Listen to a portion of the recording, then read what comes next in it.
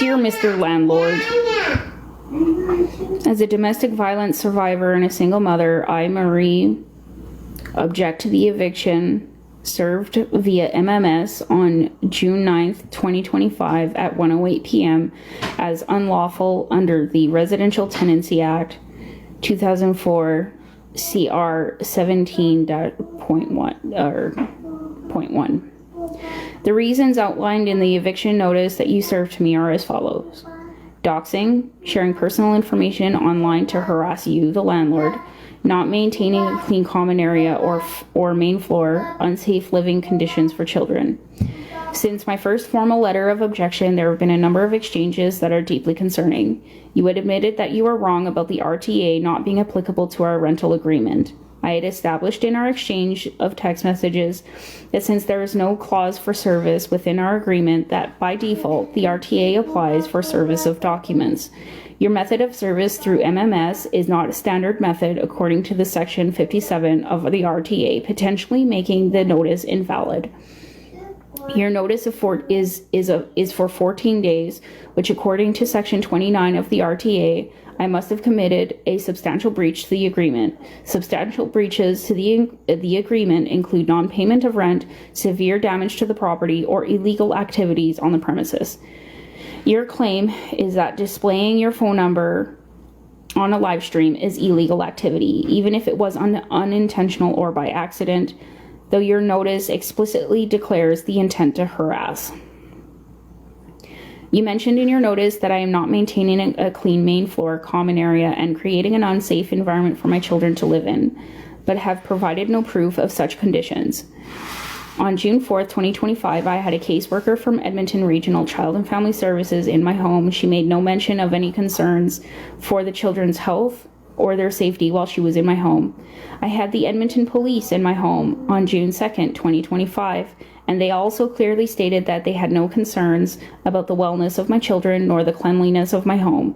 It was declared by both parties upon entering that it was quite obvious that I had just moved in. Shortly after receiving the notice to vacate, I had my caseworker reach out to you. She had informed me verbally over the phone that you were willing to extend the move-out period to July 11th, 2025, but I have not received an updated notice to vacate on that day at any time, in accordance with Section 57 of the RTA. She had mentioned that you had addressed concerns about some accusations that I had allegedly made online about you grooming my kids, staring at them, and being creepy towards them. I had let her know that those were just rumors and not facts, and that I have only spoken positively about you.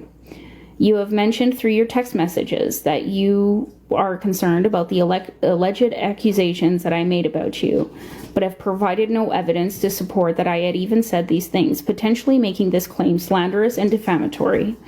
I have informed you that all of my live streams are recorded and documented, and I can prove to a hearing officer that I, in fact, did not display your number on purpose. I have only spoken highly of you and never mentioned your name on my live stream, only referring to you as landlord or tenant downstairs. Thank you for the lovely gifts. You had requested post-notice on June 10th to do a move-in walkthrough checklist to make sure that we were both on the same page about the condition of the main floor when I moved in.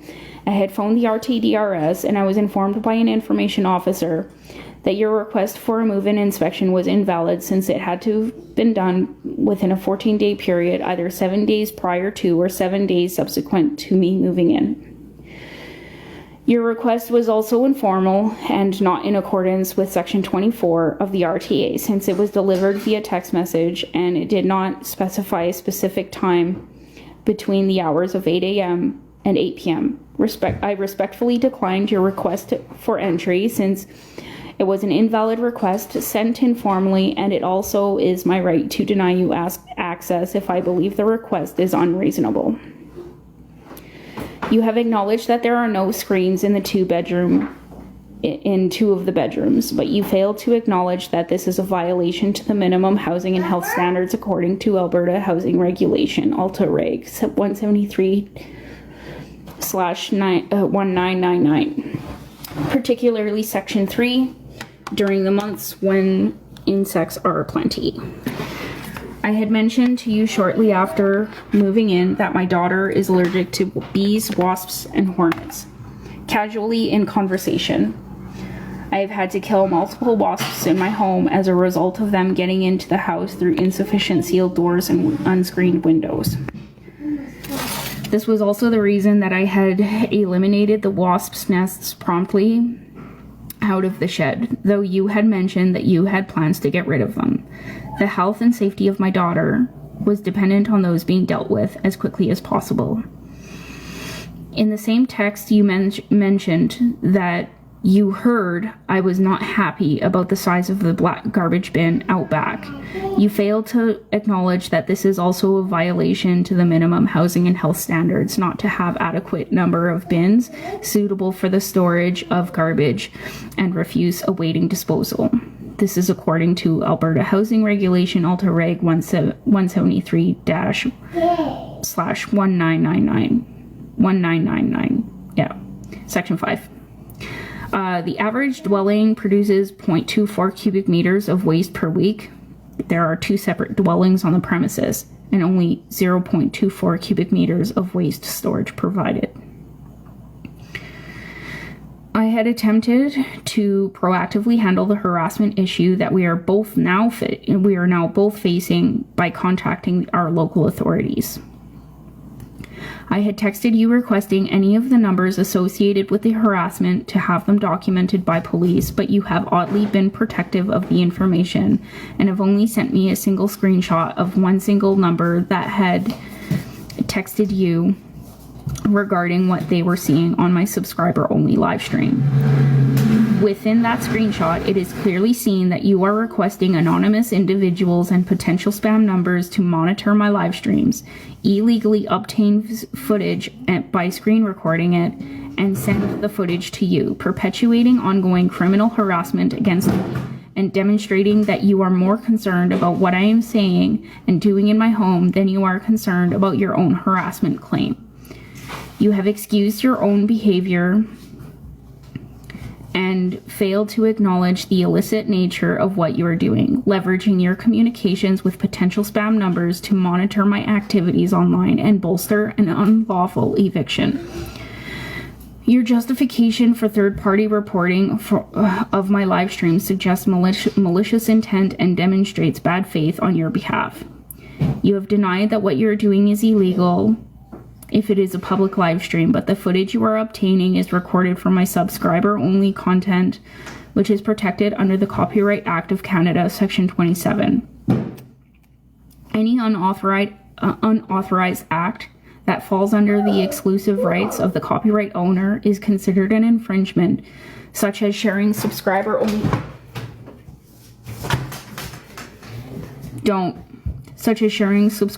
content without the permission of the exclusive holder. Don't!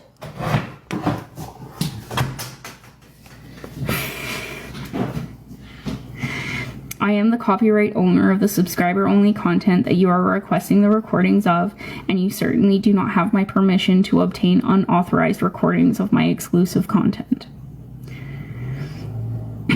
Upon addressing the fact that you had not served me with a 30-day notice in accordance with Section 57 of the RTA, addressing the fact that you had continued obtaining illegal footage of me in my home after being informed that it was illegal to do so, and I had reminded you that I hadn't had any substantial breaches to our agreement, you retracted your offer of 30 days to vacate and reduced it back to 14 days. Said that if I'm going to share false information or statements about you or what you have said that you would like to know, and mentioned that you have cameras on ordered to monitor the exterior of the property, indicating that you intend on monitoring me both inside and outside of my home. Section 16A of our agreement states that if there is a problem that is not directly dealt with by this agreement, that the landlord and the tenant agree to talk to each other about the problem with honest intentions to resolve it, serving me with a notice to terminate the tenancy containing issues that are not directly dealt with by the agreement before talking to me first with an honest intention to resolve it violates this part of the agreement. The situation has been so distressing that it has disrupted our peaceful enjoyment of the premises, causing severe anxiety, depression, as well fear for our safety.